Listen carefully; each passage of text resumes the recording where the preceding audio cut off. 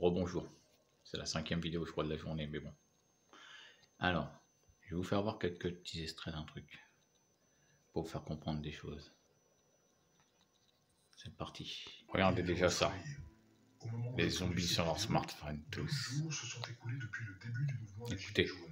Bien qu'ayant reçu de nombreux messages me poussant à m'exprimer sur le sujet, je suis resté silencieux car je tentais de comprendre ce qu'il se passait. Non pas que je doutais de la détresse et de la sincérité de celles et ceux qui sont sortis pour manifester leur colère, vous imaginez bien. Non, ce que je tentais d'analyser était d'abord l'origine de ce mouvement. La plupart me répondra que c'est un mouvement citoyen et je ne dénigre absolument pas cette version. Mais même derrière la réaction d'un mouvement citoyen, peut se cacher en réalité l'action calculée de l'élite qui a de nombreux coups d'avance sur nous. Et oui, l'ingénierie sociale qui n'est ni plus ni moins qu'une manipulation psychologique des masses, cette ingénierie sociale est l'outil préféré de nos élites. Et si cette réaction du peuple fut calculée il y a plusieurs mois, voire plusieurs années, mon travail sur cette chaîne est de ne surtout pas être dans la réaction et consiste donc à en saisir les tenants et les aboutissants afin de mieux réfléchir aux solutions qui sont à notre portée, nous, peuple français, et ainsi arrêter une bonne fois pour toutes d'offrir notre souveraineté à nos maîtres.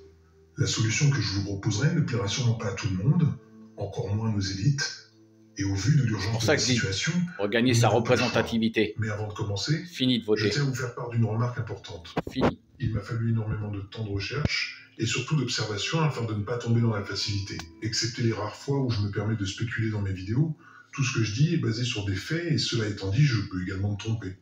Ce document que vous allez voir n'a pas la prétention de détenir la vérité et se veut être une base de réflexion pour vous tous, car j'ai besoin de la participation de chacun d'entre vous. Que vous soyez lanceur d'alerte ou simplement dans une quête de savoir. Je dois également vous dire ceci. Il est d'une importance cruciale pour vous qui regardez cette vidéo d'accepter le fait que les personnes dont on parle ici, qu'elles soient du monde politique ou financier, ne pensent pas comme vous, monsieur ou madame tout le monde, comme disent si bien les hauts responsables de l'ONU. Je dis que c'est crucial car si vous ne faites pas l'effort de vous mettre à leur place, si vous vous contentez d'une réflexion à l'échelle nationale, cette réalité vous semblera, soit la tristesse s'empare de moi lorsque je réalise durant mes recherches que certains lanceurs d'alerte n'ont pas été épargnés par cette manipulation. Je vous proposerai à la fin de cette vidéo ce que je considère être mes propositions. Je pense plus efficace que de répondre à l'appel de la colère. Mais je me dois avant tout d'exposer mon analyse. Dites-le, dites-le chaque jour. Vous l'avez devant vous. Le seul responsable de cette affaire, c'est moi. On a été imprudent. C'est totalement faux.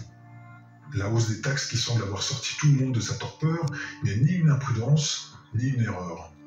Le silence assourdissant dont il a également fait preuve concernant cette annonce et qui vous a poussé à fouler le pavé n'est pas non plus la preuve d'une gêne comme certains semblaient le penser. Sa popularité ne fait pas partie d'équation. Il n'est pas là pour être apprécié, mais pour remplir sa mission. Voilà, regardez bien. C'est comme ça que je le vis. Vous n'avez jamais compris? La conviction qu'il existe une transcendance. Quelque chose qui dépasse. Regardez ce regard vide. Qui vous dépasse. Ce regard. Qui vous a précédé et qui restera. Psychopathe. Vous devez réaliser que le siège du président de la République française est vacant depuis des années. Il n'y a pas de président de la République en France. Le président de la République n'a plus de pouvoir, ou beaucoup moins le pouvoir. Le maître des maîtres. Mais que des maîtres des sous-maîtres. Lui-même aussi croit qu'il a toujours les mêmes pouvoirs. Les privatisations, il n'y a plus de politique industrielle possible. La globalisation, le marché l'a emporté très largement. Et donc il y a un très grand nombre de choses qu'on croyait à la portée de l'État qui ne le sont plus. La seule personne qui tient la barre aujourd'hui est un banquier dont le commanditaire se trouve être la famille Rothschild, qui a un plan et un seul. Amener notre navire, qui est la France, et nous avec, à s'échouer sur les terres d'un nouveau continent se nommant le Nouvel Ordre Mondial. C'est la même règle pour tous les pays. Et cela doit passer par la destruction des nations, de leur politique, de leur culture, ainsi que par le vol de toutes leurs richesses, et c'est bien ce qu'il se passe depuis des années, mais force est de constater que leur plan s'est accéléré depuis qu'Emmanuel Macron a été élu. Non pas par le peuple, mais par les puissants. Il a tout le monde. Mais donc ça veut dire qu'il est habile ou qu'il est fabriqué? Non, il est fabriqué. Bien sûr qu'il est fabriqué. Benoît Hamon avait été choisi pour perdre. C'est intéressant cette idée, choisie pour perdre. Les gens ont oublié qu'il y a eu un bourrage dur de nos partis socialistes. Ça n'a posé aucun problème. J'ai eu le privilège dans ma vie d'être en situation de mettre les pieds à l'étrier à pas mal de jeunes. Je crois qu'Emmanuel Macron a tout à fait le talent pour être un président un jour. Un bourrage d'urne. Pourquoi fait-on un bourrage d'urne au Parti Socialiste? C'est quand même étonnant ça. Non, non, il y a eu un bourrage d'urne, on expliquait en 24 heures qu'on avait mal compté, qu'il a fallu recompter, etc. Mon œil, quand on bourre les urnes, c'est parce qu'on veut pousser un candidat. Pourquoi est-ce qu'on pousse un candidat? En évitant, en faisant de telle sorte qu'il puisse descendre tellement bas que ça ouvre la route à Macron, dont on découvre aujourd'hui. Il nous écoute un peu ce soir et se dit oh là là, Michel Onfray, il est un peu complotiste. Je vous donne des faits. Ah, dès qu'on va contre eux, on est complotiste. Ça n'est pas une information anecdotique que l'on peut placer sur son CV. Si Macron est au pouvoir aujourd'hui, considérez que toutes ses décisions sont la parole de ses maîtres. Sa mission n'a rien de politique, elle est idéologique. Il n'est pas là pour nous trouver des solutions puisqu'il a déjà une mission. Et si vous pensez que le dialogue est encore possible avec son gouvernement, vous manquez volontairement. Regardez derrière la pyramide. Ce n'est pourtant pas faute de nous avoir prévenus. Écoutez bien, Rothschild. Regardez sourire. Regarde. Regardez bien. Et alors? Puisque l'on est sur les Rothschild, un élément que beaucoup n'ont pas identifié et qui relève pourtant d'une importance extrême, leur société a récemment vendu toutes leurs fiducies. On parle bien des Rothschild, et pas d'un petit groupe de traders, et cette info est passée quasi inaperçue. Je n'ai pas les compétences financières pour vous en faire un cours, mais lorsque les maîtres de ce monde se mettent à tout liquider d'un coup, il y a de quoi s'inquiéter.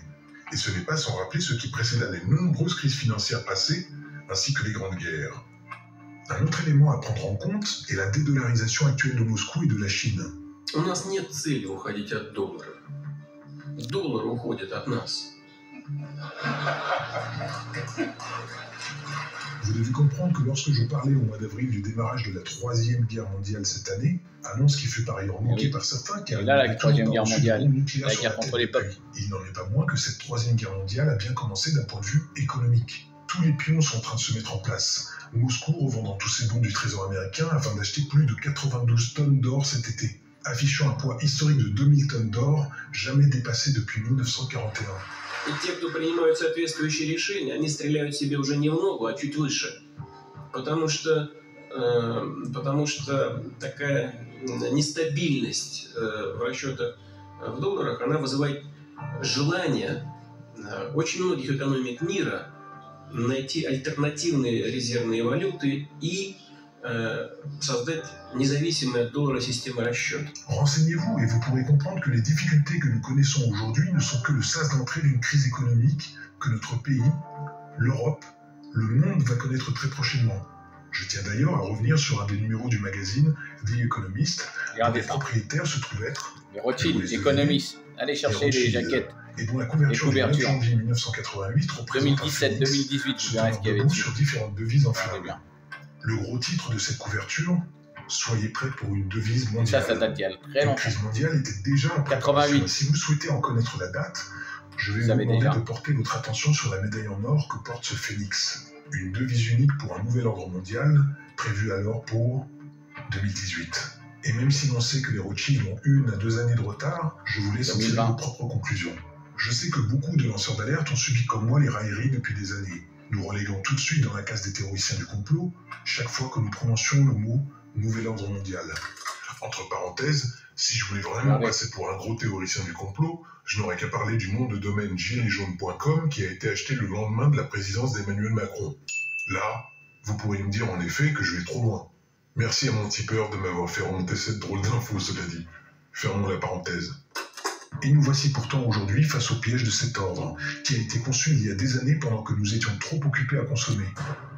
Regardez, voilà. Our fifth objective, a new world order can emerge. On ira ensemble vers ce nouvel ordre mondial. Attali nous dit la solution c'est le gouvernement mondial, la Banque centrale mondiale, the international order that we have worked for generations to build. Et la condition d'un nouvel ordre mondial plus stable. On va vers ça. Est-ce qu'on ira à la place de la guerre ou après la guerre? Je ne sais pas. Our strongest beliefs are challenged by the rise of a yet unknown new world order. Et personne, je dis bien, personne ne pourra s'y opposer. Ce piège se referme sur nous, et bien que l'espoir d'un réveil national, voire mondial, subsiste toujours en moi, il m'est très difficile de ne pas songer au fait qu'il soit trop tard. car c'est exactement ce que penserait une personne qui sonne l'alerte depuis des années face à la masse, celle-ci n'ayant que pour seule réponse « Jusqu'ici, tout va bien ». Lorsque j'ai appris l'annonce de cette hausse de taxes du gasoil, j'étais convaincu qu'il s'agissait là d'une décision politique, comme beaucoup de décisions insensées dont nos élus ont déjà su nous gratifier. Mais dès que j'ai vu les premiers instigateurs du mouvement des Gilets jaunes, celle-là, là. Elle a une tête de révolutionnaire. Se voir ouvrir les portes de tous les plateaux de télé, c'est à ce moment précis que je me suis dit qu'il s'agissait là de quelque chose de plus important. Seuls les vrais sont restés, et elle là. Mes questions n'étaient pas « vont-ils être entendus ?» Je ne me suis pas non plus dit « c'est génial qu'ils aient réussi à se retrouver face aux Français ». Les questions qui me sont venues en tête sont « comment se fait-il qu'un mouvement citoyen puisse se retrouver devant les caméras des mass médias ? Pourquoi toutes les chaînes télé relaient ce mouvement lorsqu'on a eu la preuve durant des années de leur faculté à étouffer toutes les affaires gênantes pour le pouvoir en place ?» En quoi son métier de banquier d'affaires peut aider Macron à être efficace en politique? On est amené aussi beaucoup, et ça c'est, j'allais dire heureusement ou malheureusement, utile en politique, à communiquer, c'est-à-dire à raconter une histoire. Voilà, des histoires. Si le bon responsable, il est devant vous, qu'il vienne le chercher. Donc on y apprend d'une certaine façon aussi des techniques de manipulation. Pas de manipulation de l'opinion, mais de... Regardez le petit sourire. Un petit peu. Ils sont tout contents, ces bâtards. Écoutez bien les mythos journalistes. Totalement dépavés. Sur ces images, ce sont des militants de l'extrême droite qui défilent. On voit un slogan hostile au gouvernement. Regardez, ils lancent aussi des bombes, voilà, les des bombes artisanales, des bombes agricoles. Ce à quoi les policiers répliquent, il est très difficile. Écoutez. C'est totalement faux. Il n'y a pas de bombes artisanales. Je vois pas de... Regardez, est-ce que vous voyez qu'on est armé? Pas du tout. Monsieur.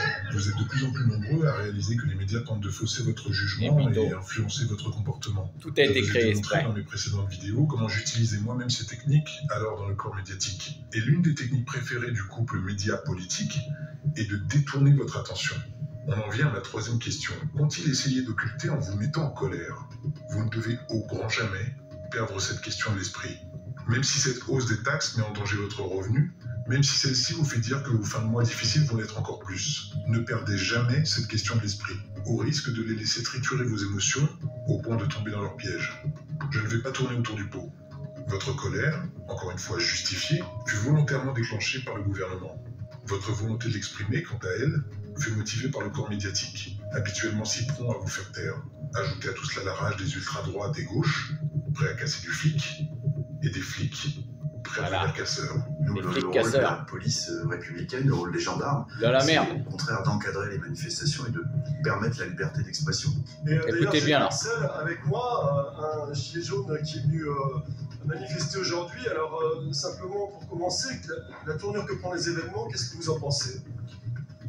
Je ne sais pas ce que c'est, la tournure réelle que prend les événements, parce qu'on dit que c'est très différent en province et à Paris.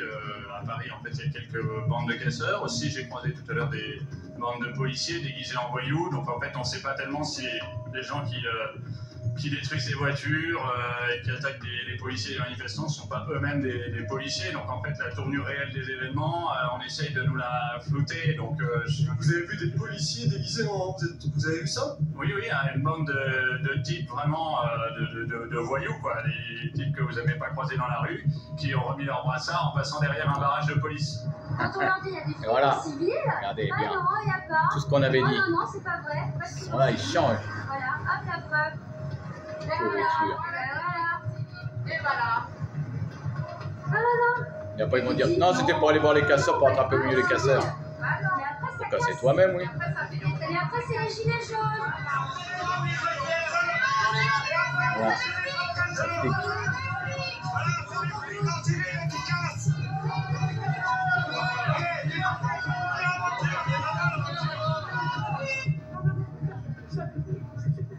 Le tout sera porté à ébullition grâce au silence assourdissant de notre dirigeant.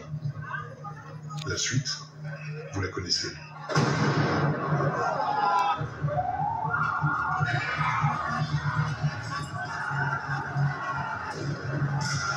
Comment manipuler les deux côtés?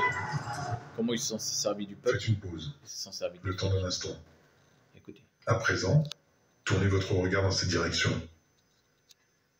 Tiens, la colère a également frappé le peuple belge au même moment.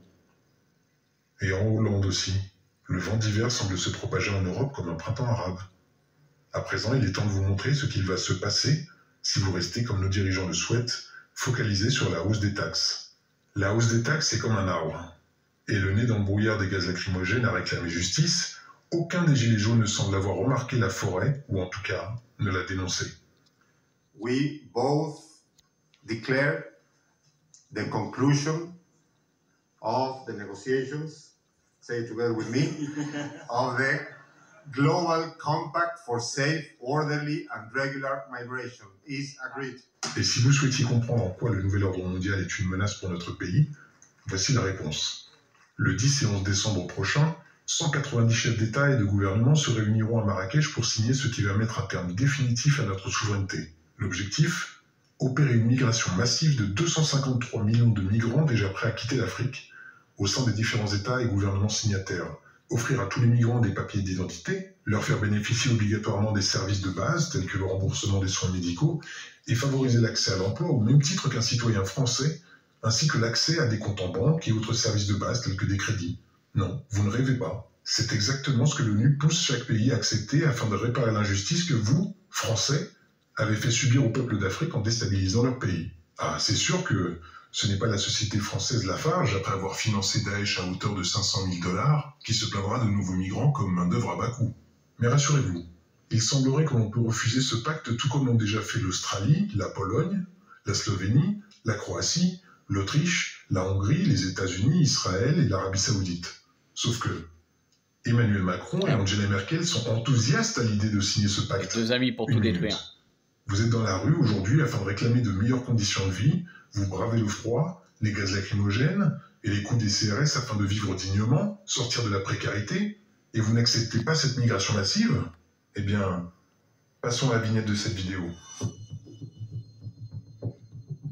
Le Rassemblement national exige du président de la République qui s'apprête à signer avec une glorieuse inconséquence ils sont tous dans la même bande. de Marrakech de renoncer à cet acte de trahison. Si ce texte devait être signé, le Rassemblement national indique qu'il combattra pied à pied toutes les mesures qu'il contient. Certains le savent, je suis très porté sur la symbolique et si Marine Le Pen y apparaît, c'est tout simplement parce qu'elle fait partie de la fondation de ce nouvel ordre mondial. Après, par contre, je ne sais pas si, comme il dit, il a monté au pouvoir. C'est ce que je pense aujourd'hui. Il parle de Audrey Tchenkov. Qui prépare sa sortie, Audrey va Tchenkov laisser place à Marine Le Pen ou à Marion Maréchal en vous révoltant encore plus avec ce pacte. Si vous étiez déjà en colère, sachez que leur plan est de la décupler encore. Emmanuel Macron et Marine Le Pen, faisant partie de la même team, continuent leur plan car ce qui va arriver, c'est que pour remplacer Emmanuel Macron, leur objectif est de faire ce qu'il était prévu depuis longtemps. Installer Marine Le Pen, ou sa nièce, sur le trône. Vous comprenez? Alors est-ce que ce pacte va être signé ou pas? Je suis encore mitigé, mais je pense que oui, et j'espère me tromper. Dans les deux cas, nous entrons dans une nouvelle ère, et bien que certains de mes contacts les plus proches imaginent une potentielle guerre civile comme une réinitialisation du logiciel, je reste encore attaché à l'idée que nous pouvons traverser tout cela avec plus de pragmatisme et ne pas leur offrir la violence qu'ils attendent de nous. Il est donc temps de se poser la question, que pouvons-nous faire pour contrer tout cela? Mes propositions sont légères et naïves pour celles et ceux qui veulent en découdre, mais je le répète, je suis contre toute forme de violence tant que nous pouvons trouver une issue. Bien avant que le mouvement des Gilets jaunes ne se lance, bien avant l'annonce de l'augmentation des taxes sur le gasoil, j'avais déjà proposé à certains d'entre vous cet été en message privé de préparer une action commune qui permettrait de serrer le cou de ces oligarques. La grève nationale. Autour de ces personnes depuis, vous vous reconnaîtrez, et pourtant je considère cette stratégie beaucoup plus efficace que de nous diviser, de prendre des risques inconsidérés face à l'œil omniscient des masses médias qui n'attendent qu'une chose, discréditer nos revendications et nous dévorer tout cru. Lorsque vous pensez en termes de politique, lutter contre le mal déclenche le bal de celui qui hurlera le plus fort. Le bal des grandes gueules en somme. En tout cas, c'est ce dont il s'agit aujourd'hui. Mais lorsque vous comprenez que l'ennemi n'est pas la marionnette que l'on agite devant vous, mais son marionnettiste, les règles du jeu changent. Si le peuple français s'appelle David, il doit trouver le point faible du géant Goliath afin de le faire tomber et lui couper la tête avec sa propre lame, la consommation. Plutôt que de fonctionner par des manifestations stériles, des affrontements bruyants, des blocages épuisants, ma proposition d'origine, avant que tout ce chaos ne se lance, était d'organiser un mouvement de grève nationale de la consommation contre les multinationales qui nous oppressent actuellement. Oser toucher à la consommation, c'est affaiblir le nouvel ordre mondial sans effort et dans le calme le plus plat. Une guerre silencieuse que l'on peut mener de chez soi, depuis son lieu de travail, ou même en famille, et dont le résultat, si cette guerre est menée en masse, grâce à vous tous, aura un écho destructeur pour notre ennemi. Lorsque je vous disais que nous n'avions plus le choix, ce n'était pas des paroles en l'air. Nous sommes, peuple français, aujourd'hui en guerre contre un ennemi qui se nourrit de notre comportement conditionné par les nombreux outils de contrôle mental que sont la publicité et la propagande générant en nous des désirs. J'avais parlé dans ma dernière vidéo intitulée « Je vous ai manipulé » de notre esclavage consenti grâce à la dopamine. Et si vous ne l'avez pas encore vue, je vous invite à la découvrir car cette dopamine génère en nous cette addiction à la consommation. Il est donc nécessaire de briser ce contrôle mental. Cette guerre devient alors spirituelle. Voilà quoi, on en est réduit. On a comme des cons, quoi, des promotions. J'ai acheté 2 overboard. Combien? On vient de combien? 159 au lieu de 258. Donc ouais, ça vaut le coup. Car si nous en sommes arrivés là, c'est tout simplement parce que nous avons consenti à notre esclavage. Plutôt que de pointer Emmanuel Macron du doigt, regardons dans le miroir et accusons le coup. Nous sommes toutes et tous responsables de ce qui se passe. Et si nous sommes responsables, c'est donc à chacun de nous de faire une analyse critique de nos actes. Ces actes qui ont donné raison à celui que certains considèrent comme un dictateur. Vous souhaitez vous faire entendre et serrer le cou de vos tyrans? La grève de la consommation est une des armes que je propose d'appliquer dès maintenant. Voici quelques exemples qui ne demandent qu'à être enrichis par vous tous dans les commentaires et adaptés en fonction des possibilités de chacun. Si vous cherchez le bon moment et la motivation pour arrêter de fumer. Écoutez bien. Je fais moi-même partie des 14 millions de consommateurs de tabac en France et participe à bourrer les caisses de l'État à hauteur de 14 milliards d'euros de recettes fiscales, TVA inclus. Quoi de plus beau que d'asphyxier nos élites en prenant soin de notre santé, pas vrai? Réduisez votre consommation d'alcool ou stoppez-la complètement si vous n'êtes pas victime d'alcoolisme. Si vous cherchez le bon moment, dites-vous que c'est 7,7 milliards d'euros qui rentrent dans les caisses de l'État et qui ne bénéficient de toute façon pas au peuple. Le carburant, pareil. Pour celles et ceux qui le peuvent, ne prenez le volant qu'en cas d'urgence, et si nous sommes des millions à nous y tenir, nous ferons s'écrouler les comptes de ces salopards. Nous entrons en pleine période de Noël. Les 6 dernières semaines qui précèdent le 25 rapportent pas moins de 68 milliards d'euros de chiffre d'affaires, dont 12 milliards de commandes via Internet. Rien ne nous empêche de nous retrouver en famille, mais pour une fois, soyons créatifs. Passez plutôt par des jouets intelligents réalisés par des artisans. La difficulté, c'est de trouver des entreprises qui peuvent survivre et faire des prix compétitifs par rapport au prix de chez nous. Ces artisans français qui ont besoin de votre aide. On a créé l'entreprise avec mon mari il y a donc bientôt 15 ans de ça. Donc là, il n'est pas là à l'honneur, mais je tiens vraiment à lui faire honneur parce que c'est lui qui fabrique tout de ses petites mains dans l'atelier. Plutôt que de faire gagner des milliards à Mattel, Hasbro, Apple, Samsung, vos enfants vous remercieront plus tard quand ils apprendront que la frustration qu'ils ont connue cette année était due à votre patriotisme. Ça, c'est le petit bonus. Et puisque l'on parle d'enfants, culpabiliser. Faisons une trêve sur les achats d'appareils électroniques qui et après, je vais essayer de trouver un autre en mettant la pause. Vicieux de narcissisme. Peut-être ça va vous réveiller. Pour satisfaire notre besoin toujours croissant de dopamine, pour tenir ce nouvel objet dans nos mains, pour avoir des notifications et des likes, des dizaines de milliers d'enfants dès l'âge de 8 ans sont obligés de travailler 12 heures par jour, 7 jours sur 7, dans ces conditions tellement abominables que nous n'accepterions pas ça pour nous-mêmes.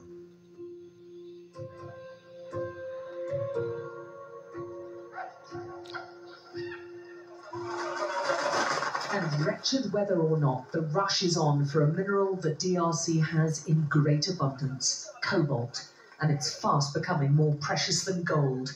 It's a critical ingredient in lithium-ion batteries which power smartphones and laptops. Je vous demanderai de partager cette vidéo en masse. Réveillez les consciences. Réveillez-vous. Regardez les pauvres enfants. Wearing no shoes and in the most wretched conditions, Dorsan is ordered to retrieve the sack he's forgotten. There's an urgency now. The rains make this dangerous work even more risky, and Dorsan's told in no uncertain terms he risks a beating if he messes up again. Dorsan, with Richard beside him, have worked all day. They're 8 and 11 years old. Even this punishing work doesn't guarantee enough for food. C'est vos enfants qui font ça? Non. Eux, ils jouent avec ce que ces pauvres enfants récoltent pour fabriquer. Making millions for multinational corporations in America and China whilst they suffer in squalor. For this, they'll get maybe 8 British pence a day.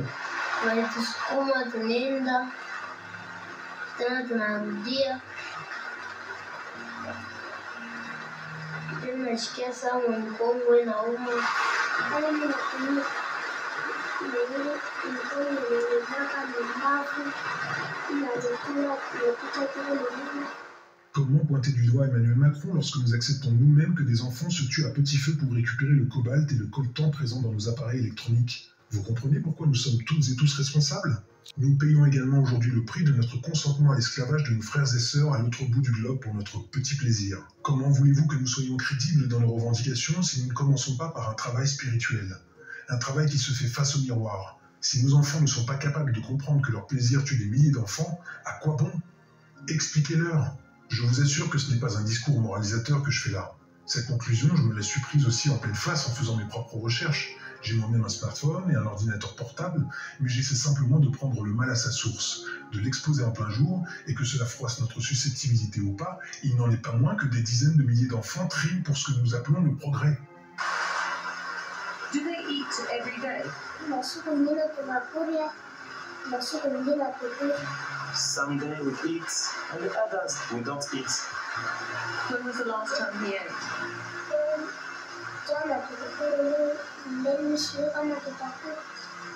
Yesterday we didn't eat anything, but today I don't know. Maybe Les enfants qui sont comme ça mangent tous les jours. Alors que nous sommes tous plus ou moins conscients de la catastrophe écologique qui pèse sur notre planète, rappelons qu'au sens large, arrêtez de tomber dans le piège de ces multinationales. Il me paraît donc nécessaire d'inclure dans cette transition écologique une condition sine qua non que j'oserais appeler une transition humaine. Car si nous sommes capables de respecter la vie d'un être humain, et a fortiori la vie d'un enfant, en refusant son sacrifice pour notre simple plaisir, je ne me fais pas de soucis pour le reste. En attendant, force est de constater qu'il manque ce paramètre aujourd'hui dans notre combat afin qu'il devienne non seulement légitime, mais essentiel. Cette grève de la consommation peut non seulement stopper cette machine infernale lancée à toute vitesse, mais doit également nous pousser à en révéler un sens encore plus profond, celui de notre humanité que nous sommes en train de flinguer. Faute de quoi, nos combats ne seront que l'huile versée sur un feu déjà attisé par nos élites, et qui nous mènera immanquablement à la guerre civile. Puis, au décret d'une loi martiale. Ça n'est absolument pas productif. Je terminerai cette vidéo sur ces mots. Si vous faites partie des centaines de milliers, voire du million de gilets jaunes qui êtes descendus dans la rue pour manifester votre colère, sachez que le combat ne s'arrête pas là. Je ne crois personnellement pas que les blocages soient efficaces, car ils privent également les petits commerces qui vivent déjà sur le fil du rasoir. Ce n'est pas ce que l'on veut, puisque nous nous battons aussi pour eux, pas vrai? Si vous étiez en quête d'une solution accessible pour tout le monde, sans que cela n'impacte de façon négative nos finances et notre énergie déjà bien fragile, sourd de consommation doit naître en chacun de nous. Nous pouvons nous battre, mais en paix. Ce n'est pas à nous d'aller chercher Macron. Économisons notre énergie, et vous verrez, c'est le monde qui viendra à nous, admiratif de cette paix qui se fait si rare, car tout le monde la cherche, mais personne ne l'offre. Les valeurs se sont inversées depuis trop longtemps, et cette lueur d'espoir qui subsiste en moi réside en réalité en chacun de nous. Nous n'avons pas besoin de reprendre le pouvoir, car ce pouvoir, nous l'avons déjà. Offrons-nous cette dernière chance. Et si ça ne fonctionne pas, alors nous prendrons d'autres dispositions.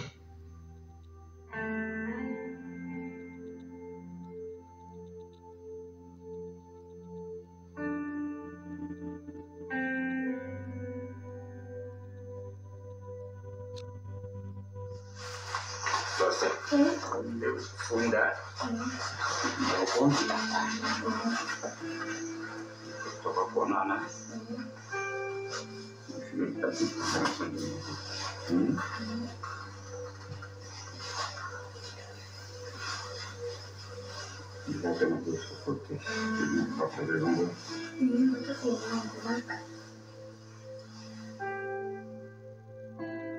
Voilà. C'est la fin de cette vidéo. Le circuit électronique, et pour que ces circuits fonctionnent, on a besoin d'un minerai qui s'appelle le coltan, exploité à l'est du Congo. Voilà. Ça, c'est le bonus. Il y a pour vous réveiller. Des Congolais qui meurent à l'est du Congo dans un conflit atroce.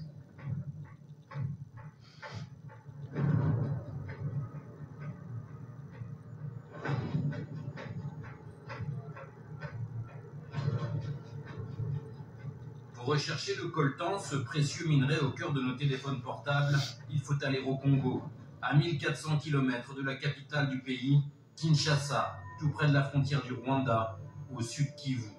Un miracle géologique gorgé de minerais, un pays ravagé par la guerre, 4 millions de morts depuis 13 ans. Une région où la violence se nourrit de l'abondance des matières premières.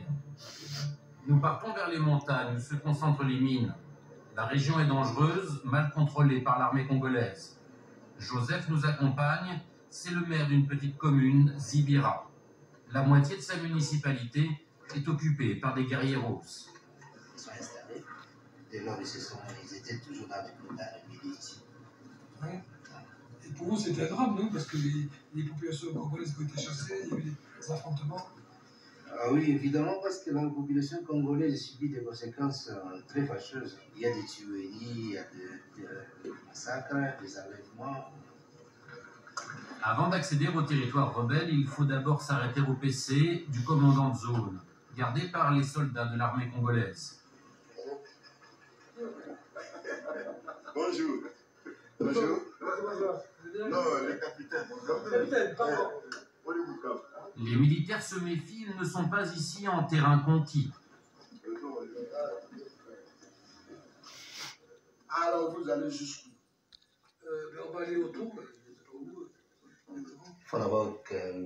Joseph nous... J'avais 5 ans quand j'ai commencé à travailler à la mine de diamants. Kalala travaillait chaque jour de l'aube au crépuscule comme tamiseur. Il apportait chaque diamant qu'il trouvait au marché local pour le vendre. Et bien que le diamant soit une marchandise de valeur sur le marché mondial, très peu de cette richesse profite aux enfants travailleurs comme lui. Ces enfants ne gagnent en moyenne que 2 $ par jour. Je trouvais des diamants presque tous les jours. Avec l'argent, je m'achetais ma nourriture ainsi que mes vêtements et j'apportais le reste à ma famille. Mon fils a commencé à travailler à la mine parce que nous manquions de moyens financiers. Je gagne très peu en tant que fermier et j'avais du mal à l'aider. Parce qu'ils vont éliminer les entrepreneurs du secteur agricole. Nous allons financer